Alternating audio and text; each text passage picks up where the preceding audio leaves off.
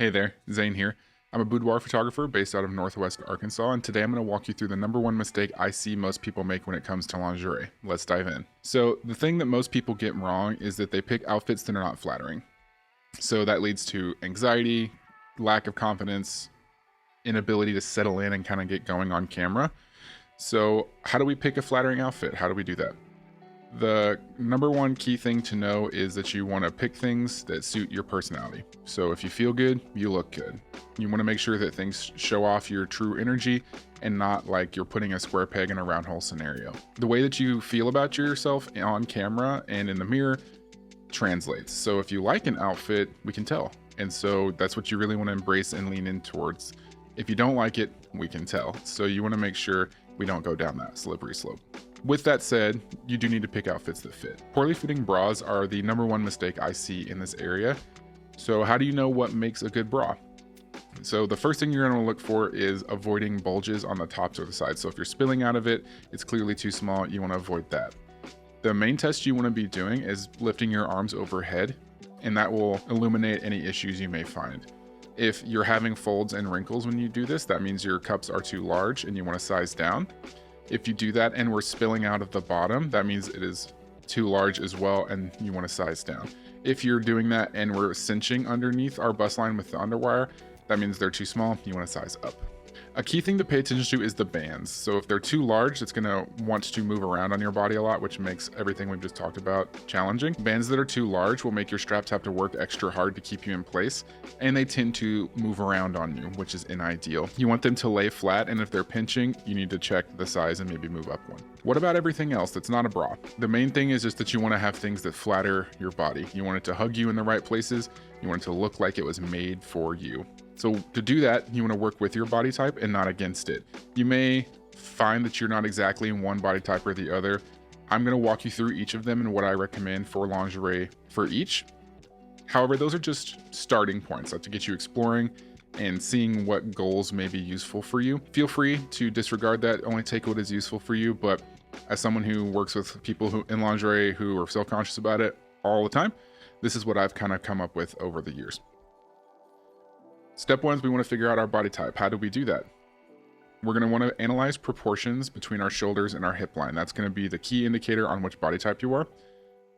So let's get started with the hourglass. This body type is marked by our hips and our bust being in the same line. So our shoulders and hips are in alignment, but a strongly defined waist is going to create that classic hourglass figure. We have the pear, or you may hear this as the triangle. This is marked by your shoulders being more narrow than your hips, and that's going to be the key feature to pay attention. That's going to create that kind of pear shape. We have the opposite of that, which is the inverted triangle, which is where our shoulders are wider than our hips. This is typically a more athletic build. We typically are a little bit taller, but have a little bit less curvature in the hips. Then we have the circle or the apple, and these tend to have similar lines with our shoulders and our hips, but less defined waists and tend to keep more fullness around the midsection. Then we have the rectangle, which is going to have aligned shoulders and hips as well, but less defined waist, typically a more petite figure and more narrow in general in terms of curves. So if you are an hourglass, here are some things to be thinking about. I would be looking at keeping your proportions balanced as they are and highlighting that, and supporting your bust and lengthening your legs are going to be good goals for you.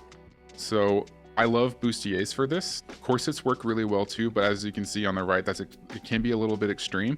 And for photo use cases, they're just really hard to pose in and they're not comfortable. Whereas a bustier gives you all the same bang for your buck without that rigidity, so it's a little bit more flexible. But having more support built in is usually good. The hourglass tends to be bustier, but that cinching of the waistline will also help highlight your curves.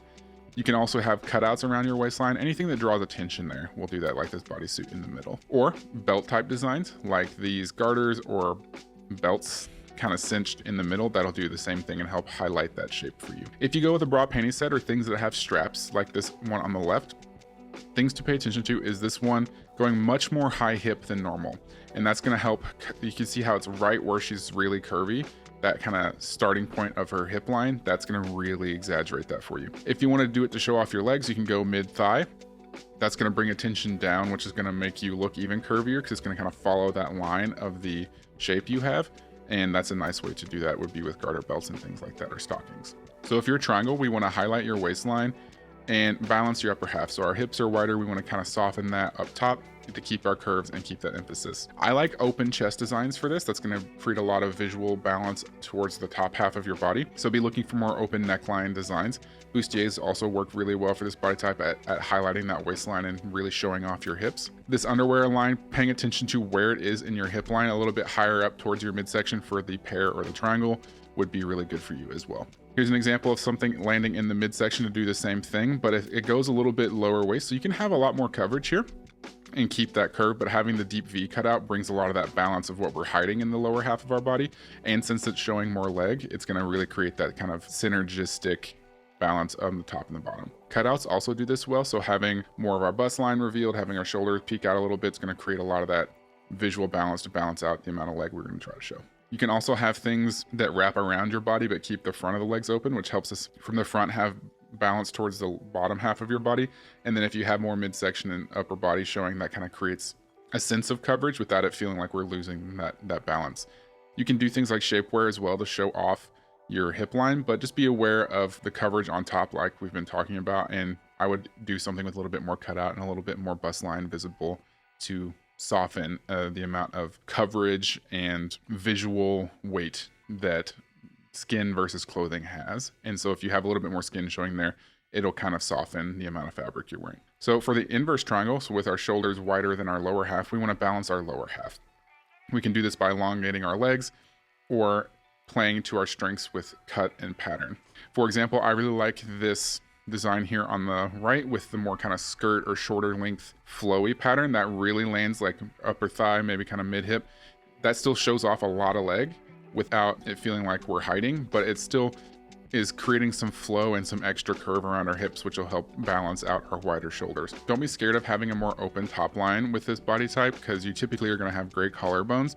So having a much more openness in our chest is really good. Just want to be balancing that with a lot more leg, or kind of being conscious of that. Paying attention to your neckline. So having a V cut in your neckline really suits this body type to kind of mirror your natural shape. But I'd be paying attention especially to the leg lines.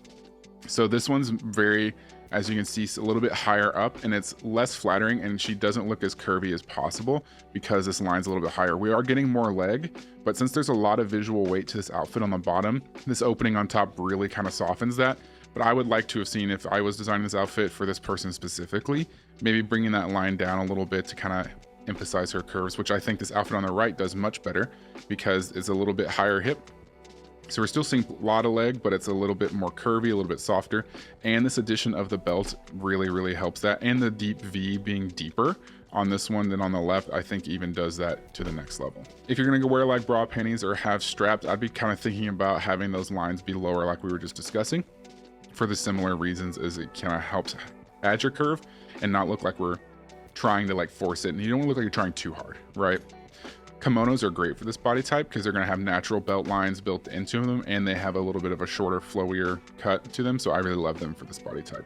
So if you're a circle or an apple, we want to elongate our body and enhance our curves. So you can do that by keeping the deep cutouts and not being scared to show midsection. Having a little bit more of our fullness in the middle tends to make that kind of scary for these people, but I would encourage you to try it. It really can help you feel confident and really help create good shape for you visually. Or having things with more shoulder cutouts or more adjustable cutouts like this one on the right where we can open it up in the middle, that really helps create a lot of visual balance in terms of having legs show and top showing and some confidence. People that are a little bit curvier with this body type are usually the scared ones with lingerie, but if it's fitting you well and you're playing into your strengths, I don't think either of these ladies look bad at all, right? And so it's just kind of knowing what works for you and rocking it, right? Don't be scared. I also like this kind of skirt design as well, so it's helping emphasize our waistline, adding a lot of curve to the hips, great coverage on the chest, more open on top, so we have a great blend of balance between the middle, the top, and the bottom. Or if you go with a bodysuit, don't be scared of some shapewear. That's really, really good. You just want to get nice support. Typically, this body type has some bustiness going on. So you can keep that structure without sacrificing the rest of your figure. This outfit on the left is also really good at this because there's multiple layers throughout the entire body of skin showing through the fabric, which really elongates us and makes us look taller, and it makes us look not shy. So I think that's a win-win. Having something in the midsection cinches it and really helps define our waistline Having something down our leg brings a lot of visual balance that way. Having a more open neckline brings a lot of balance that way. So that to me would be a fantastic outfit choice. Or if you have something on the right here, I really like this deep cutout of the bodysuit, but also paying attention to where it's translucent and the pattern changes. That's showing more skin, which is going to change the visual balance of that outfit as well. So I think this outfit does a great job on blending shapewear to kind of create curve, keep us in a nice curvy shape, but then having these kind of nuanced details to create nice balance on our top and bottom halves. So some considerations for a camera specifically if you're taking some spicy selfies or you're going to be going to your own boudoir session. Here's some tips just for that. One key thing for me would be to avoid baby dolls. I really like them in real life, but for camera context, I find them to be unideal. They tend to not light well. And if they're see-through, kind of like this one here, it's not as big of a deal, but very rarely is that how it's going to go for you. And they tend to be shape adding instead of shape removing and kind of carving and structuring. A lot of outfits I like help highlight your body, where these tend to hide people. And that when you can't see the edge of someone, we just go to the edge of your silhouette, which tends to make people a little bit wider. So I would strongly caution you against these for camera. If you do go that route, make sure you wear something that still lets us see your figure. Have some shape and texture to the bottom, have a belt line, have some openness in the bust area, or some cutouts that really let us see your figure. And you can still keep that flowy funness without losing all of the strengths of an outfit that's really flattering for you. So if you're gonna go baby doll route, this is more the direction I would explore than the one that you typically would picture. Other big consideration is I would avoid very busy patterns. I tend to look at it as visual clutter, and my goal is to show you off, not your outfit off. Not to say you can't show off an outfit, but hyper busy patterns can be very distracting. So something that's a little bit busier but more soft in the pattern design will still let us look at you and not the pattern. These patterns here are, I find that the first thing I look at with these images is the face, the gesture, and the outfit supporting that, whereas the other ones I feel like it's really fighting for your attention, which in general is ideal for photos. I would also be aware of very distracting colors. I usually dissuade neon highlighter type colors. If you don't nail the skin tone balance with that, it can really exaggerate how it doesn't suit you, or it honestly just is constantly taking the attention away. If you have one and you're trying to show off your figure or get some detail shots, they're fantastic for that. But I would definitely not only wear these for a session specifically. This outfit on the right would look great in a fashion context where it's all about that. But for a portrait or kind of self-use context, I would avoid it to help the energy be more about you and what you're bringing to the table. Here's my lingerie hot take for you. I don't like thongs. I find them to be very unflattering. They're not comfortable to wear. And in terms of coverage, basically a bare booty, right? So, for example, in this image like this, I think a bare booty would look just as good.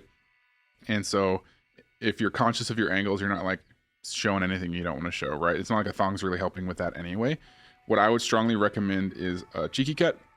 I think cheeky cuts offer much better texture, much more flattering figure, and they play well with sweet outfits. They play well with spicy outfits. They may have more strappies, and you can have a little bit of a softer cut or a little bit more of a cheeky, extra cheeky cut. So there's still some personality to show off there, but I find them to be much more flattering than thongs. So here's my 2 cents on some general advice when it comes to lingerie. Don't judge your skin for doing skin things. If you have a bra strap that's putting a little dimple on your shoulder, if you have a little dimple from our underwear, that's how bands work, right? Skin should move, and that makes sense. So don't judge yourself. I think all 3 ladies on screen look fantastic, and they have a little bit of that going on, right? So just don't judge your skin for doing things, and that's how your body works, right? No matter how thin you are, if I have you do a sit-up, your skin will crunch up in the middle. If I have you turn your head, you will get rolls on your neck. That's much better than if you do this and your skin tore, because it doesn't do that, right? So it's something that's really good that our bodies do this. So don't beat yourself up over something that's actually a gift from nature. So just be kind to yourself no matter what kind of it may be. We have rolls in a certain position. We may have some little bit of dimples from stockings or things like that. Oftentimes it's aesthetic. It makes sense. It's not bad. So I would encourage you to try not to be mean to yourself and be open to that, and realize you can look great even if you have a little dimple or a little hip dip, or your outfit is cinching a little bit, because that's how elastic works. We want it to fit, we want it to be flattering, but don't be scared of any imperfection. So that's my 2 cents. Take from that what you will, but it all goes back to my key thought, which is if you feel good, you're gonna look good. Follow your heart. If you like an outfit, that does most of the heavy lifting, but If you like that outfit and it's flattering, you're unstoppable.